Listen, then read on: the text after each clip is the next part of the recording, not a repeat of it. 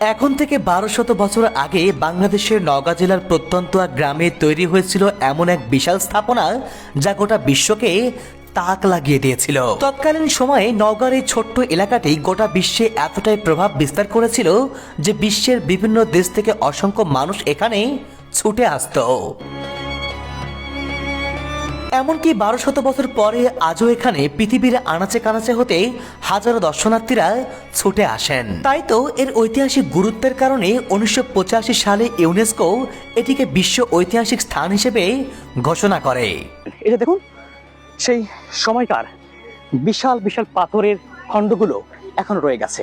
প্রাকৃতিক নৈসর্গিক সৌন্দর্য আর প্রাচীন স্থাপত্য শৈলীকে বুকে ধারণ করে গড়ে ওঠা এই জায়গাটির নাম নওগাঁ পাহাড়পুর বৌদ্ধবিহার বা সোমপুর মহাবিহার। কিন্তু প্রশ্ন হলো, এখন থেকে 1200 বছর আগে এমন বিশাল স্থাপনা কারা নির্মাণ করেছিল, কেন নির্মাণ করেছিল, এখানে আসলে কি করা হতো আর কারা এটি ধ্বংস করেছিল? চলুন বন্ধুরা একে একে জেনে আসি সব প্রশ্নের উত্তর আর দেখে আসি পাহাড়পুর বৌদ্ধবিহারের অজানা রহস্য।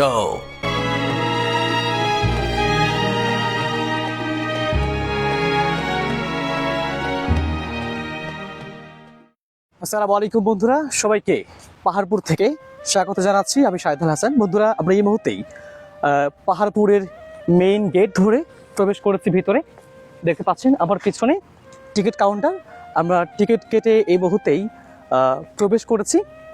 এই যে আমার পিছনে দেখতে পাচ্ছেন, এই পথ ধরে যেতে হবে সেই পাহাড়পুরের যে মূল ঢিবি, যেটা মূল আকর্ষণ, সেই স্থাপনার দিকে আমরা এগিয়ে যাচ্ছি। এই যে এই পেছনটা অনেক দারুণ করে রাস্তা করা হয়েছে, দেখুন একদম সুপরিসর বিশাল রাস্তা। এই পথ বেয়ে কিন্তু যেতে হবে। আপনারা যারা আসবেন এই পাহাড়পুরের ভিতরে যখন প্রবেশ করবেন, এর যে মনোরম সৌন্দর্য, এর যে প্রাকৃতিক যে সৌন্দর্য, এটা দেখে কিন্তু আপনাদের ভালো লাগবে। দেখুন কি বিশাল বাগান, আর এই পাশেই হচ্ছে পাহাড়পুরের সেই যে বিশাল ঢিবিটা রয়েছে। অর্থাৎ পাহাড়পুর বলতে আমরা যেটা বুঝি সে বিশাল স্থাপনা আমার পিছনে দেখতে পাচ্ছেন। এই পাশে পুরোটাই গাছের বাগান এবং আমি এখন সেই বাগানের মধ্যে দিয়ে কিন্তু হেঁটে চলছি। এখানে যে অনেকেই শশা বিক্রি করছেন, স্থানীয়রা অনেক দোকানের পসরা নিয়ে বসেছেন এবং দর্শনার্থীদের বসার জন্য এখানে কিন্তু বেঞ্চ করা হয়েছে। অনেক সুবিধাই করা হয়েছে। যারা দর্শনার্থী যারা ঘুরতে আসবে তাদের সুবিধার কথা চিন্তা করে এখানে অনেক স্থাপনা তৈরি করা হয়েছে এবং সেই পরিকল্পনা মাফিকই এই জায়গাটাকে গড়ে তোলা হয়েছে। বন্ধুরা, টিকিট কেটে ভিতরে প্রবেশ করার পর কিছুটা সামনে এলেই চোখে পড়বে এক দৃষ্টিনন্দন বাগান। প্রত্নতাত্ত্বিক নিদর্শনে রুক্ষ ইটের দেওয়ালের মাঝে এই রঙিন বাগান যেন এক চির সজীবতা। সারিবদ্ধভাবে সাজানো দেশি বিদেশি ফুলের সমারোহ বিহারের প্রাঙ্গণকে করে তুলেছে আরো মায়াবী।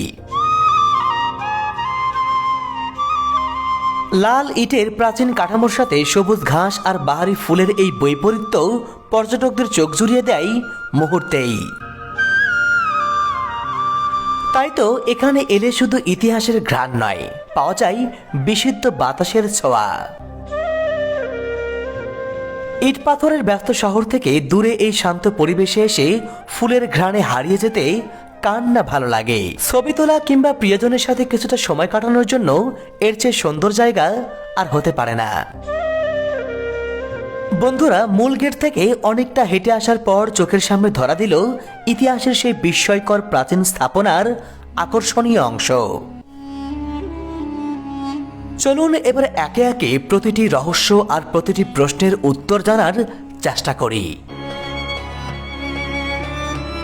এক টুকরো ইতিহাস, হাজার বছরের পুরনো এক সভ্যতা বাংলার মাটিতে চাপা পড়ে আছে, যার গভীর রহস্য।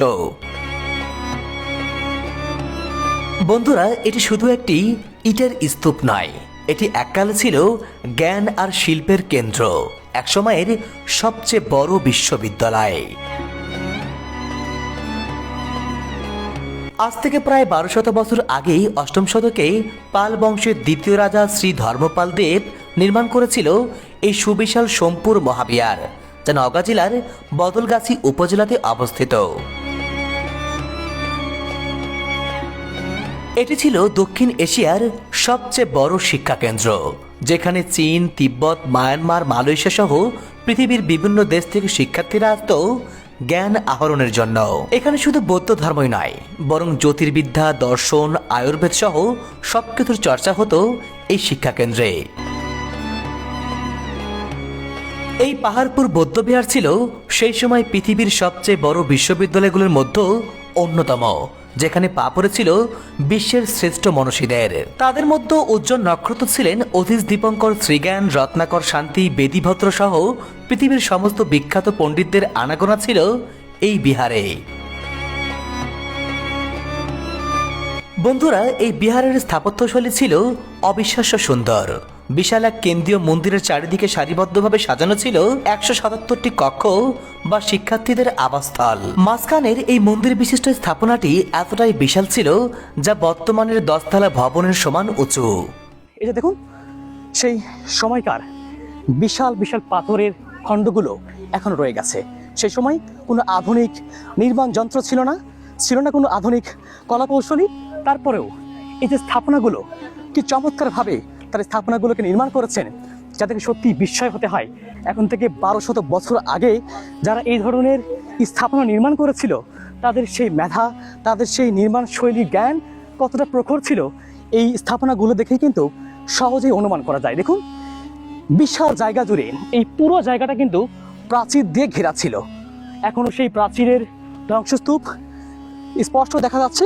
পুরো জায়গাটা দেখুন আমার পেছনে, এই যে মাঝখানে যে মেইন যে স্থাপনা দেখতে পাচ্ছি আমরা উঁচু পাহাড়ের মতো, এটা ছিল মেইন স্থাপনা, এবং এর পাশে দিয়ে, চতুর্পাশে দিয়ে ছিল প্রাচীর, যাতে করে বহিরাগমন বা কোনো শত্রু এটাকে অ্যাটাক করতে না পারে। সেজন্য নিরাপত্তা বেষ্টি হিসেবে চতুর্পাশে কিন্তু সীমানা প্রাচীর দেওয়া ছিল। আর কি অসাধারণ ছিল এর দেওয়ালের কারুকার্য। শত শত পোড়ামাটির ফলকে ফুটিয়ে তোলা হয়েছে সেকালের মানুষের জীবনযাত্রার প্রতিচ্ছবি। পাহাড়পুরের এই প্রাচীন স্থাপনার ঐতিহাসিক গুরুত্ব বিবেচনায় 1985 সালে ইউনেস্কো এটিকে বিশ্ব ঐতিহাসিক স্থান হিসেবে স্বীকৃতি দেয়। আমরা জেনেছি 1985 সালে ইউনেস্কো এটাকে বিশ্বের ঐতিহাসিক স্থাপনা হিসেবে স্বীকৃতি দিয়েছে। তারপর থেকে সারা পৃথিবীর অসংখ্য দর্শনার্থীরা এখানে ঘুরতে আসেন, দেখতে আসেন এবং এর গৌরবময় ইতিহাসগুলো জানার চেষ্টা করেন। একসময় যেখানে ছিল জ্ঞান আর শান্তির জয়গান, আর সেখানে শুধু পড়ে আছে ইট পাথরের ধ্বংসাবশেষ। কিন্তু কিভাবে ধ্বংস হলো এই বিশাল সোমপুর মহাবিহার? এটি কি কেবল সময়ের বিবর্তন, নাকি এর পেছনে লুকিয়ে আছে কোনো ধ্বংসলীলার ইতিহাস?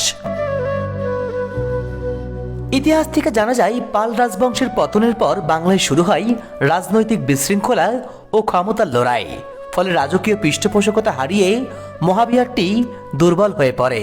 এরপর একাদশ শতকে বাঙ্গাল বাহিনীর আক্রমণে বিহারটি আগুনে ধ্বংস হয়ে যায়। ওই সময় আগুনে পুড়ে যায় সমস্ত গ্রন্থাগার, নির্মমভাবে হত্যা ও বিতাড়িত করা হয় ভিক্ষুদের। ধীরে ধীরে জনশূন্য হয়ে পড়ে এই সোমপুর মহাবিহার। তবে কোনো একক ব্যক্তি নয়, বরং বিদেশি আক্রমণ, প্রাকৃতিক দুর্যোগ এবং রক্ষণাবেক্ষণের অভাবেই একসময় এই জ্ঞানকেন্দ্র পরিত্যক্ত হয়ে পড়ে। এরপর শত শত বছর ধরে এটি ঝড়, বৃষ্টি সহ নানা প্রাকৃতিক দুর্যোগে মাটির নিচে চাপা পড়েছিল, যা দেখতে অনেকটাই পাহাড়ের মতো মনে হতো। ফলে কালক্রমে সোমপুর মহাবিহারের নাম হয়ে যায় পাহাড়পুর।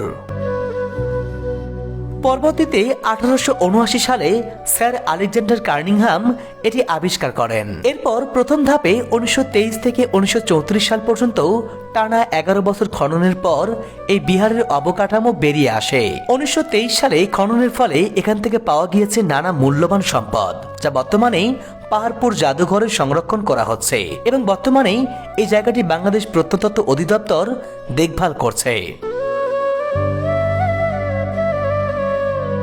কালের পরিক্রমায় সময় বদলে গেছে শাসনকাল, কিন্তু এই লাল ইটের দেওয়ালগুলো আজও মাথা উঁচু করে দাঁড়িয়ে আছে আমাদের গৌরবের সাক্ষী হয়ে।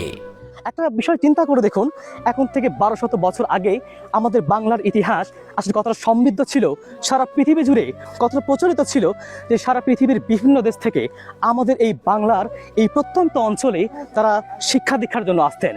কিন্তু আজকের এই বাংলায় দাঁড়িয়ে মনে হচ্ছে যে আমাদের বাঙালি জাতির সেই হারানো গৌরব, সেই হারানো সম্মান আমরা কোথায় নিয়ে গিয়েছি। এখন থেকে 1200 বছর আগে যখন সারা পৃথিবীর বিভিন্ন মানুষ এখানে শিক্ষা গ্রহণের জন্য আসতো, কিন্তু সেই 1200 বছর পরে আমরা কোথায় পিছিয়ে গেছি যে আমাদেরকে এখন শিক্ষা গ্রহণের জন্য পৃথিবীর বিভিন্ন উন্নত রাষ্ট্রে যেতে হয়।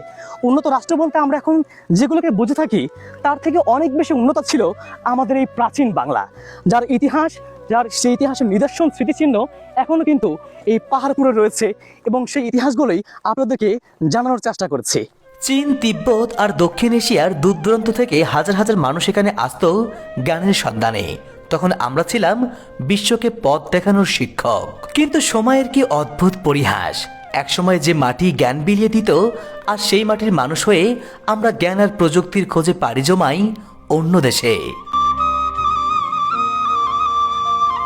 বিদেশের বড় বড় ডিগ্রি আর আধুনিকতায় আমরা যখন মুগ্ধ হই, তখন আমাদের এই গর্বিত এই স্থাপত্যগুলো যেন নীরবে দাঁড়িয়ে প্রশ্ন করে, কেন আমরা আমাদের সেই সোনালী অতীতকে ভুলে গেলাম। পাহাড়পুর আমাদের মনে করিয়ে দেয় আমাদের রক্তে কোনো এক সময় বিশ্ব জয়ের মেধা ছিল। তাই আমাদের উচিত নিজেদের শেকড়কে চেনা। আসুন নিজের ইতিহাসকে জানি, নিজের দেশকে ভালোবাসি। কারণ যে জাতি তার অতীতকে সম্মান করতে জানে না, সে জাতি কখনোই উজ্জ্বল ভবিষ্যৎ গড়তে পারে না। বন্ধুরা, ইতিহাসের পাতা থেকে এই পাহাড়পুরের ইতিহাস জেনে আপনার কাছে কেমন লাগলো অবশ্যই কমেন্ট বক্সে লিখে জানাবেন। আর আমাদের চ্যানেলটি সাবস্ক্রাইব না করলে অবশ্যই সাবস্ক্রাইব করে দিবেন। সেই সাথে আমাদের এই ভিডিওটি ভালো লাগলে অবশ্যই একটা লাইক করে দিবেন। দেখা হচ্ছে আগামীতে নতুন কোনো ইতিহাসের পর্দায়। সে পর্যন্ত প্রত্যেকেই ভালো থাকুন, সুস্থ থাকুন। আল্লাহ হাফেজ।